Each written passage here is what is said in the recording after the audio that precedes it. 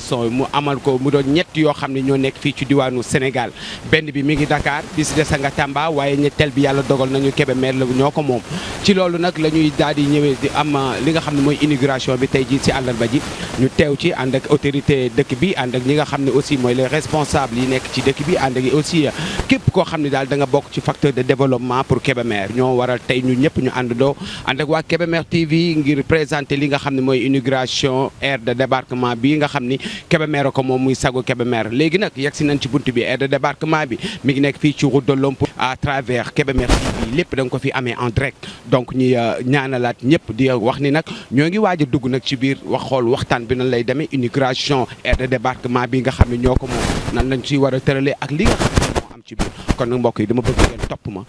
ci biir xool lan mooy am ci inauguration aire de débarquement bu Kébémer bi.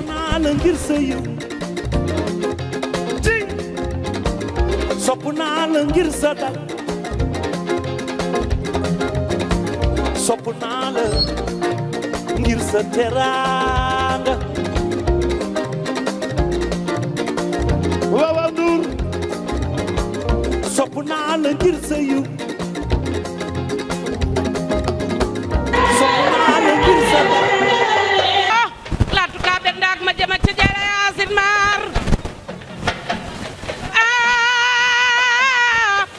na borom waay ajaratu maalam jaxeer sunu maam ja lanu tudde bis ba waaye sunu maam ju baax ja yaayu papa su lay guddee na yaaya ma jaañ guddee na sopp naa la ngir sa teraanga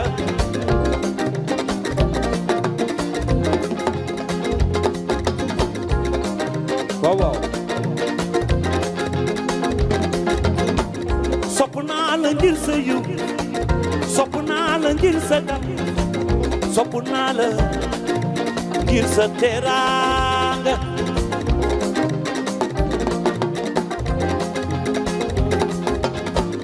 seetlu naa la yow mi seetlu naa la seetlu naa la yow mi seetlu naa la seetlu naa la jabi seetlu naa la musuma gis yow mu mel ni yow ci Sénégal dëkku teraanga ku bëgg sa yaay yëkkati sa loxo est-ce que vous êtes toujours là sa loxo képp kuy taaw yëkkati sa loxo képp kuy caat yëkkati sa loxo bëgg Youssou Ndour yuuxul ca kaw ceeb sopp naa la ngir sa jom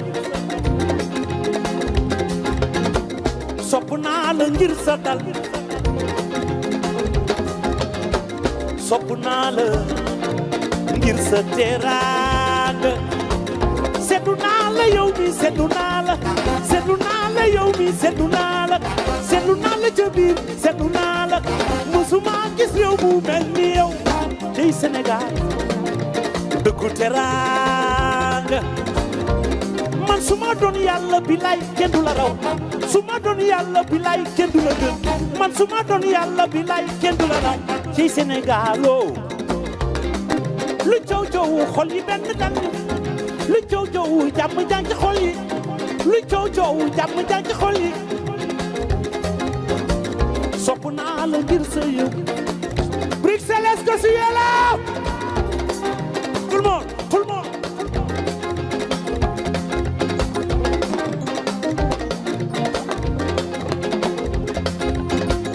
sopp naa la ngir sa yiw sopp naa la ngir sa dal man sopp naa la ngir sa teraanga seetlu naa la yow mi seetlu naa la seetlu naa la yow mi seetlu naa la seetlu naa la ca biir seetlu naa la musuma gis yow mu mel ni yow ci Sénégal dëkku teraanga lu coow coow xol yi benn lañ lu coow coow jàmm jàng ci xol yi lu coow coow jàmm jàng ci xol yi lii neex naa dara du ko dàq dara du ko صراط الذين أنعمت عليهم غير المغضوب عليهم ولا الضالين allahu la ilaha illa huwa al-hayyul qayyum la ta'khudhuhu sinatun wa la nawm lahu ma fi samawati wa ma fil ard man zal ladhi yashfa'u 'indahu illa bi idhnihi ya'lamu ma bayna aydihim wa ma khalfahum wa la yuhituna bi shay'in min 'ilmihi illa bima sha'a wasi'a kursiyuhu samawati wal ardi wa la ya'uduhu hifdhuhuma wa huwa al-'aliyyul 'azim. yàlla defal jàmm def fi xéewal def fi sutura ba lépp lu ñu fi bëgg suñu borom kàttanal ko ci barke Cheikh Mouhamadou Lamine Bara Mbacké ci barke weeru koor yu ñu nekk. asalaamaaleykum. noo ngi leen di nuyu noo ngi leen di ziyaare di baal ak ñëpp ak di leen balu it ak sama doom sama jarbaat wax na ko léegi tey bokkaat na ci bis yi nga xam ni ëllëg histoire dana ko waxtaane débarquement quai de pêche Kébémer kañ la woon kañ lañ ko inauguré woon fan la jóge woon ak laata tax loolu gërëmaat population Kébémer gépp waaye nag lu Kébémer góor lu am population bu baax bu amul njiit du dem fenn daayira association dana bari lool waaye ñaar ñett ñooy doxal soo tànnee nag am maire li ñu bëgg ci maire mu am ko am bureau municipal bu mat am conseillers municipaux yu mat daañu yóbbu sa dëkk fa nga bëgg ñu yóbbu ko fa looloo dal Kébémer noo ngi leen ciy ndokkale 100 millions du 100 francs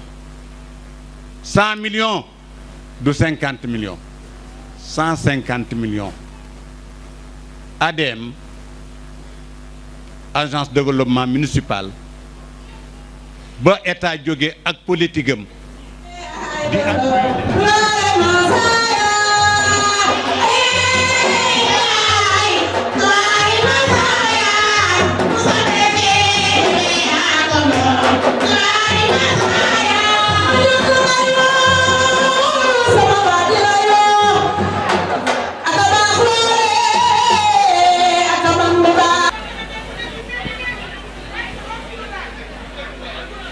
Monsieur le préfet du département de Kébémer, honorable conseiller économique, social, environnemental, Madame la représentante du président du conseil départemental, Monsieur le chef du bureau régional des pêches de Louga, Mesdames, Messieurs les membres du CDD, Madame, Messieurs les maires, Messieurs les responsables politiques, Mesdames, Messieurs les notables religieux, chefs religieux imams, Mesdames, Messieurs les délégués des chefs de quartier, Messieurs les délégués des chefs de quartier, chers mareyeurs et personnels évoluant dans le domaine du poisson, Monsieur l'entrepreneur, Mesdames, Messieurs les membres de la famille du parrain, Monsieur le gérant du Crédit Mutuel CMS du Sénégal, population de Kébémer, au nom du bureau municipal et du conseil municipal que je dirige, nous vous saluons chaleureusement et vous remercions d'avoir fait le déplacement pour répondre à notre invitation et honorer ce matin cette cérémonie d'inauguration. En ce début de Ramadan, malgré les nombreuses contraintes, vous voici. Oui, la municipalité de Kébémer s'honore d'accueillir aujourd'hui dans son parc d'infrastructures cette aire de débarquement de poissons projetée par mon prédécesseur. Il a coûté à la municipalité 150 millions de francs sur financement ADM et remboursé par la commune. Mes prédécesseurs l'ont dit, c'est le troisième du genre au Sénégal. Notre ville Kébémer, ville carrefour entre Dakar, Mbour, Saint-Louis, Lompoul et Touba, et à 30 km de la mer du port de débarquement de Lompoul, occupe une position stratégique de zone d'éclatement des ressources halieutiques. L'aire de débarquement devra donc accueillir les camions venant de Lompoul, Mboro, Saint-Louis, de la Petite Côte, Joal, Fadiout, j'en passe. Kébémer est une ville ferroviaire qui a une tradition de consommation de poissons frais. Le train du matin et les trains du soir ont habitué à nos mamans la livraison du poisson frais venant de Saint-Louis. Et tous les jours, cela se faisait. C'est ce qui fonde la commercialisation très ancienne du poisson à Kébémer et la spécialisation de grandes figures dans cette activité. Cela m'amène à parler de cette figure historique que représente Mame Malène dans le business du poisson à Kébémer.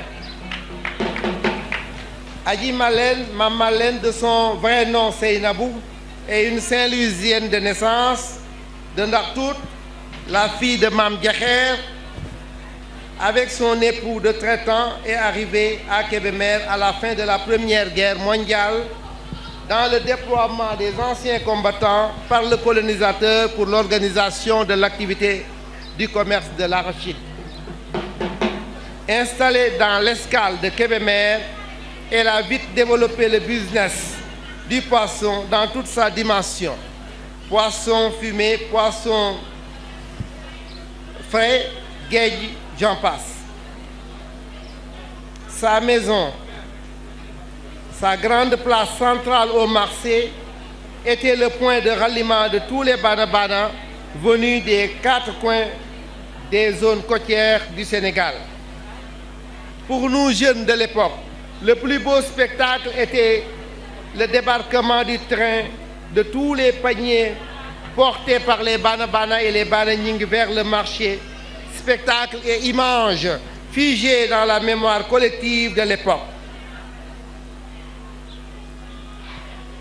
Grande dame altière, douée d'un grand sens du management, elle dirigeait ses hommes et ses femmes à son service. Le sens des affaires n'en faisait pas moins une âme charitable. Héritière de Tafsir Ibrahima Niang, elle était pétrie de toute cette vertu religieuse qui faisait de son domicile l'accueil de tous les inconnus et voyageurs égarés. Sa bonté est attestée par toutes les jeunes dames de l'époque qu'elle couvait de soutoura et soutenait dans les difficultés de leur ménage. Donc le conseil municipal a choisi dans une délibération souveraine de donner le nom de cette infrastructure à cette illustre dame comme marraine. Et nous souhaitons que toute la baraka, comme disait Pape Sam, que toute la baraka de Mame Malène puisse irradier l'air de débarquement de poissons qui porte son nom. Pour ceci, nous avons travaillé avec le service régional et le service départemental des pêches, que nous remercions, Monsieur le Préfet, qui ont fait tous les dépassements nécessaires pour venir nous accompagner, pour mettre en place un système de gestion pour rentabiliser l'équipe et le rendre durable. Un démarrage est difficile, mais avec l'expérience et l'encadrement, nous allons arriver à le déployer purement. Je prie Dieu pour que la baraka du Ramadan se répande sur cette infrastructure.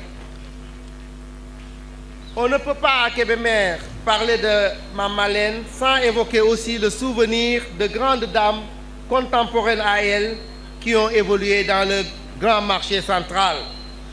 Je veux citer Adja Ramalam, je veux citer Adja Maguette Dieye, je veux citer Mame Fatou Diaye Mané, je veux citer Mère Nafi Ndiaye, je veux citer Mère Yacine Taye parmi d'autres, pour dire que ces grandes figures féminines ont marqué l'espace du marché de Kébémer par leur dynamisme et la floraison de leur activité. Ce flambeau a été repris aujourd'hui par des générations qui aujourd'hui sont en train de fructifier le business du poisson autour de Adja Ngaya, Serigne Dogal et leur équipe actuelle qui se présente, qui incarne aux yeux des jeunes générations cette affaire.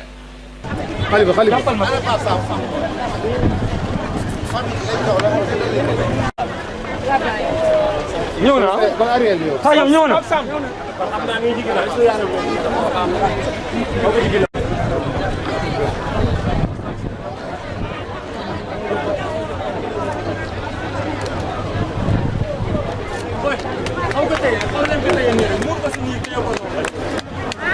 dindi nga lépp Hãy subscribe cho kênh Ghiền Mì Gõ để không bỏ